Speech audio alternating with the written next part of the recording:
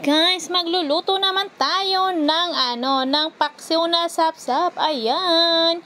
Ayan guys, sobrang sarap niyan guys kasi sa uling po siya niluto. Sapsap na isda sa halagang 100 pesos. Meron ka ng ulam. At ayan. Ayan guys, si tita po dyan yung guys, naghihiwa po ng mga ng sibuyas, bawang at luya. At ako ay taga video. Ayan. Ang sarap nga sana lagyan ng sili niyan guys. Ayan oh.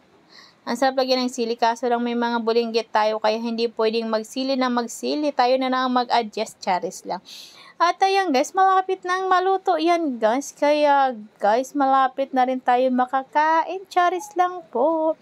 Ayan guys, kumukulo na. Maya-maya guys, maluluto na to. Ayan. Takpan lang natin saglit guys. At ito ay maluluto na. Ayan. Tinikman ko na rin ni guys. At sobrang sarap. Charis lang.